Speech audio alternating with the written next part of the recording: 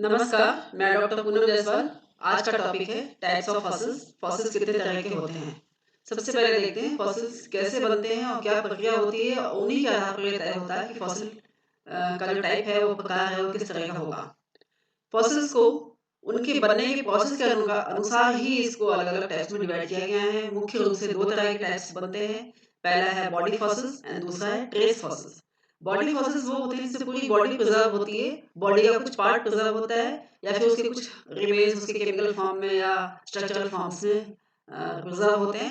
This is called body fossils. और trace fossils जो होती है उसके कुछ निशान बस रह जाते हैं, उसको कहते हैं ट्रेस फॉसिल। अब इसको विस्तार से देखते हैं अलग अलग कितने तरह के होते हैं।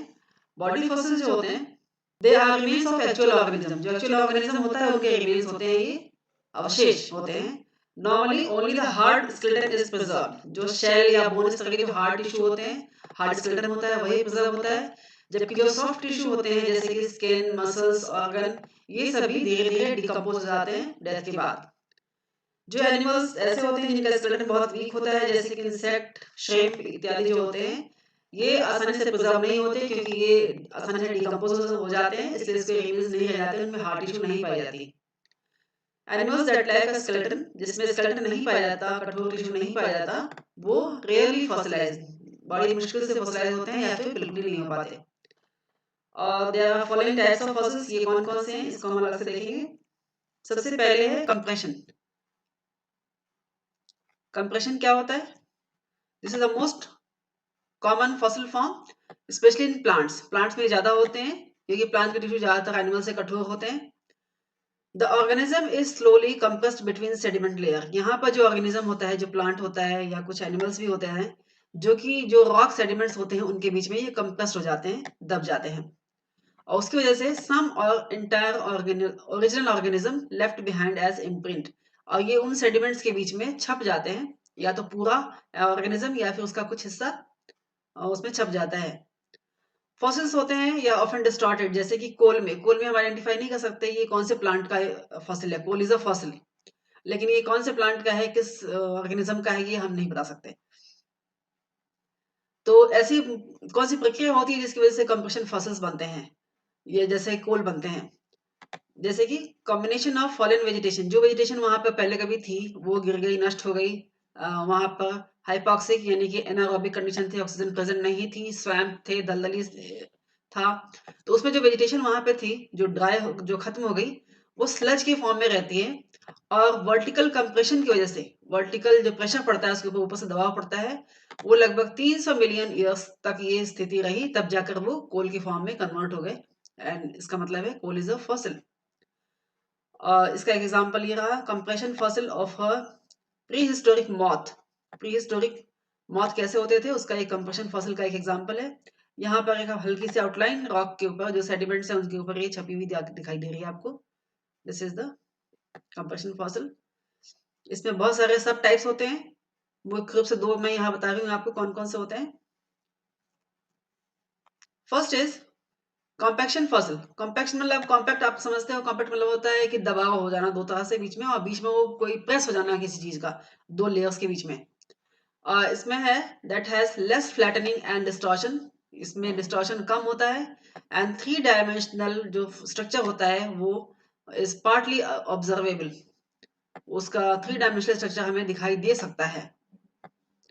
इसका एक एग्जांपल आप रॉक देखिए, रॉक पे छपा हुआ आर्कियोप्टेरिक्स, आपने बहुत पहले से ही किताबों में देखा होगा। उसका ये थ्री डायमेंशनल स्ट्रक्चर रॉक के ऊपर इस तरह से छपा हुआ होता है।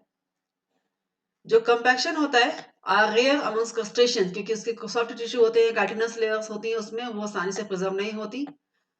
In larger and more complex organisms, जिसमें कि सॉफ्ट टिश्यू जो है वो बहुत ही कम होते हैं या आसानी से प्रिजर्व नहीं होते, उनके जो हार्ड टिश्यू होते हैं जैसे बोन्स, टीथ, उस तरह की चीजें ही कंपैक्शन फॉसिल बनाती हैं। Fossil forms are more likely to be compression than compaction. Compaction of plant forms are more commonly found. ज्यादातर इस तरह के जो अवशेष पाए जाते हैं वो प्लांट से पाए जाते हैं। दूसरा सब टाइप है इंक्लूजन। इंक्लूजन क्या होता है? जैसे कि एन इंसेक्ट है, कोई भी एक इंसेक्ट है, वो अंबर होता है, एक मटेरियल है जो कि प्लांट, कोनिफेरस प्लांट्स के रेजिन से बनता है, ट्री रेजिन्स होता है, ये फॉसिलाइज हो जाता है और अंबर बनाता है। और ये अंबर जो होता है ये स्टोन के जैसा कठोर होता है। तो जब वो रेजिन कठोर नहीं हुआ था उस समय में जो इंसेक्ट होता है वो इस रेजिन में अगर ट्रैप हो गया और धीरे धीरे ट्रैप होने की वजह से वो वहां पर डेड हो जाता है।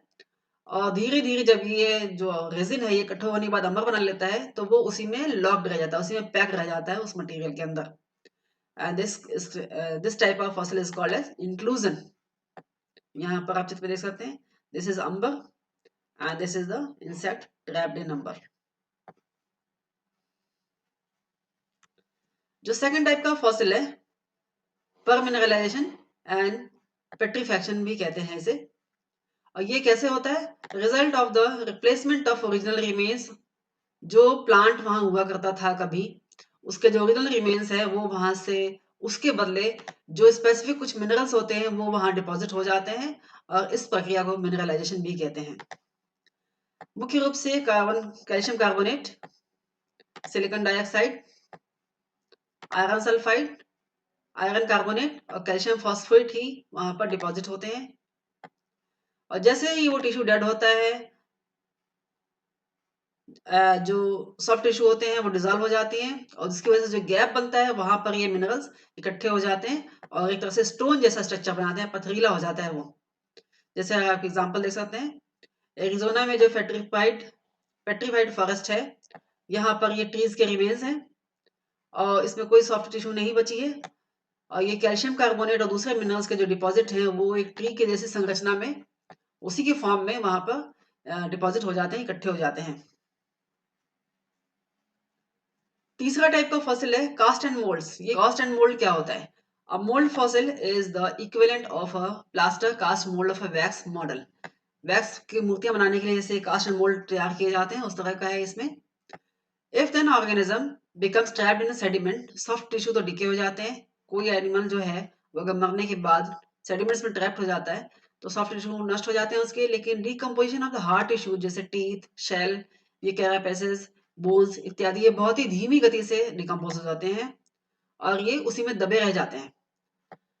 अब क्या होता है, इनके ऊपर जो डिपॉजिट शो होना, जो सेडिमेंट्स हैं वहां पर वो धीरे धीरे इसके ऊपर डिपॉजिट हो जाती है और जब ये सेडिमेंट्स ड्राई आउट हो जाते हैं और ये रॉक बन जाते हैं और जब बाद में हम इन्हें खोलते हैं, when the rock is cracked open millions of year later, millions of year के बाद हम इसको खोलते हैं तो हमें उस ऑर्गेनिज्म का जो बाहरी सांचा था उसके ऊपर का जो हमें इंप्रेशन है वो उस रॉक के, खुले हुए रॉक के अंदर हमें दिखाई देता है और ये उस ऑर्गेनिज्म का आउटलाइन शो करता है हमें, जैसे कि this is mould, this is mould. यहाँ पर पहले एक इस तरह का एनिमल ट्रैप्ड हुआ रहा होगा, उसके ऊपर सेडिमेंट्स डिपॉजिट हो गए तो उसकी बाहरी आकृति का जो छाप है वो इस रॉक के ऊपर आ गई। This is called mould.